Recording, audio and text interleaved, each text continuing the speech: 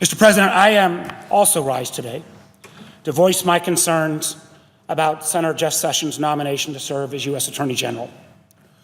While I respect Senator Sessions' decision to spend his career in public service, I cannot and will not support his nomination. I also rise to raise the concerns of thousands of my constituents who've contacted me about Senator Sessions. These Virginians worry about what his confirmation would mean for the rights of all Virginians and all Americans. Senator Sessions' long record of opposing bipartisan common sense policies relating to voting rights, anti-discrimination, domestic violence, and criminal justice reform leads me to conclude that he is not the right person to serve as Attorney General.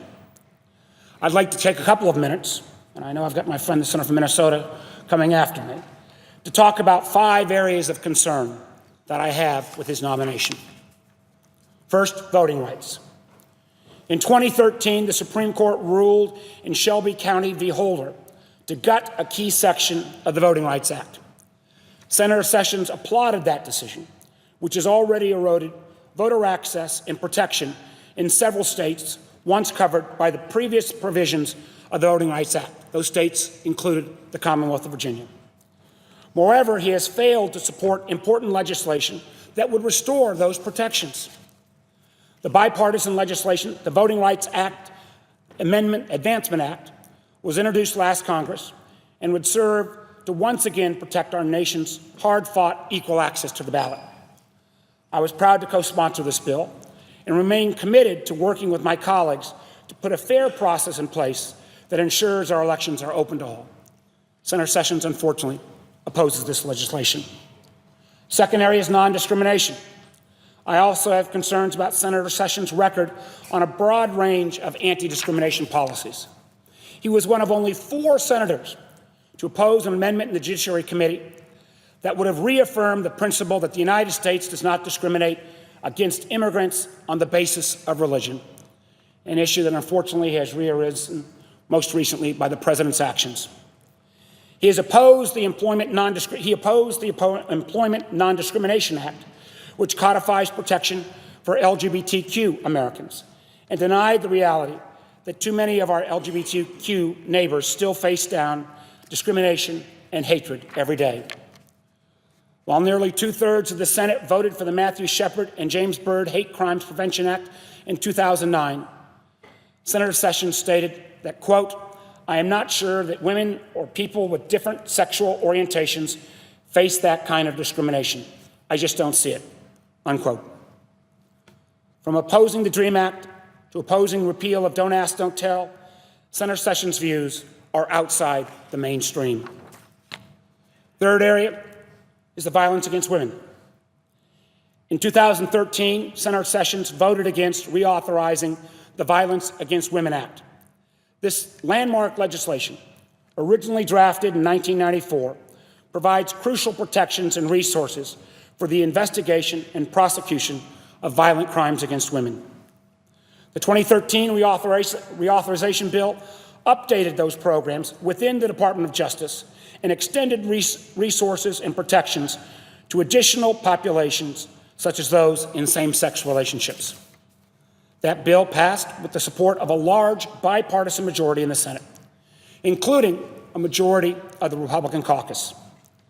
However, Senator Sessions opposed the entire bill due to concerns about one provision in the legislation related to domestic violence against Indians on tribal lands.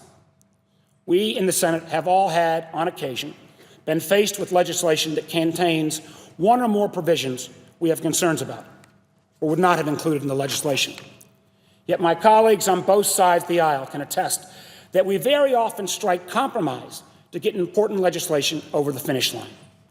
Oftentimes, the sign of a good bill is often what not one of us gets, when not one of us gets 100% of what we may have wanted. Opposing a much broader common sense and bipartisan bill meant to reduce violence and protect domestic violence victims calls into question Senator Sessions' commitment to administering these programs at the Department of Justice. Fourth area is sentencing reform. There is broad bipartisan recognition in the Senate that our broken criminal justice system is badly in need of reform. Likewise, there is bipartisan support for updating outdated statutes that tie judges' hands and often force them to hand down overly punitive mandatory minimum sentences. Yet last year, Senator Sessions again was one of only 5 Republicans on the Judiciary Committee to vote against this bipartisan criminal justice reform, which I'm a proud co-sponsor, the Sentencing Reform and Corrections Act. There is overwhelming support, both in this body and among the American public, for reforming a broken justice system and giving thousands of Americans a second chance to be productive members of society. I believe that Senator Sessions' views on criminal justice are at odds with what the American people want, and at odds with the basic principles of fairness and equality under a law that are supposed to be the hallmarks of our nation's justice system. Finally, on the question of independence, I'm concerned that Senator Sessions won't be sufficiently independent to execute the responsibilities of the Attorney General effectively. Doing this job, the way our founding fathers intended, requires a certain level of impartiality to fully and independently enforce our laws and protect the rights of the disenfranchised. Senator Sessions has said that achieving this level of neutrality means saying no to the president sometimes. This is one area which I agree with my colleague and very much want to take him at his word. However, given his vocal partisan support for President Trump and his refusal to commit in his confirmation hearing to fully enforce certain laws, I'm not convinced that Senator Sessions is fully prepared to faithfully execute this new set of responsibilities with the amount of independence that the job demands.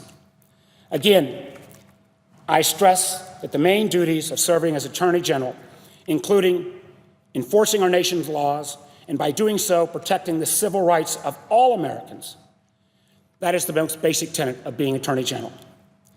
Given Senator Sessions' long record of opposing many of these fundamental laws that protect civil rights and equality for all, I have grave concerns about him fulfilling and taking this position.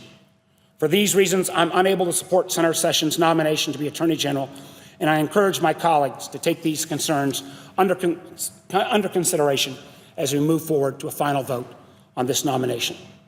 Mr. President, I yield the floor.